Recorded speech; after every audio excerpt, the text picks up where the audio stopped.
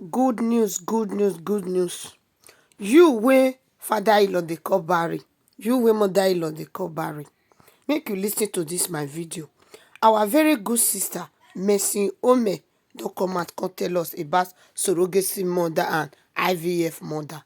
Abeg, help me share dis video so dat many pipo go see dis video, because we don see our sister now, she do surrogacy mother, we see am. We still see one of our sister dat day, she do IVF, we see the am. complexities, So make pipo dey learn from dis. it just depends on the agency you are using. My agency uses mostly single women that have given birth to children. Okay, so that also answers the concern that some people have when it comes to are you going to be worried about your surrogate having sexual activities while pregnant with your child? The truth is, when you are pregnant by yourself, you will have extra activities. Okay, so you cannot stop a human being from having actual activities. The thing is, the first trimester, because it is a medicated pregnancy, the first trimester is usually protected. The first trimester, you're supposed to abstain from every actual activity if you are carrying someone's child. And also that helps. Once you're above the 3-month mark, your blood is growing that baby. So I mean, if you've ruled out all the infections, if you've ruled out everything, your agency is supposed to carry out all those infection screenings and all that. In the contract, the surrogate is supposed to actually adhere to the rules. So you're not supposed to ideally have actual activities with suspicious elements, right? Because you are in a contract carrying someone's genetic material, right? And the person cannot in any way claim the child in the future because it is not the person's child. It's not the surrogate's child. The surrogate cannot run away with your child. That's why you need to find an agency that manages them from the beginning till the end. Okay, my agency manages them closely to the point that all their medications are taken at a certain time every day. They make sure of that. Okay, they even have like a facility. If they want to stay there, they can stay there, just so that they are easily managed, and they have people, chaperones, that help to remind the surrogates, okay, so it's time for your medication. It's a process that requires like a hands-on approach. They cannot claim your child because legally that would be a crime. They could be in prison for that, and yeah, it's not possible. By law, it is impossible for anybody to claim your child when they have signed and when they are under close monitoring. There is no communication whatsoever with you and your surrogates. You don't get to. The only thing I know about my surrogate is her name, her first name, and the results of all the tests that she did. That's pretty much all I need to know. That's the good thing about going through a proper agency, all right? That gives you rest of mind. No legal issues can come up at the end of the day. And like I said, use an agency that prioritizes less drama for you, right? So the third question is, what type of screening does the agency provide? So now the agency takes the surrogate through several tests, like I said, the infection screenings, all the tests on the womb to be sure that the womb is fibroid free, all that stuff. So many things that come into play.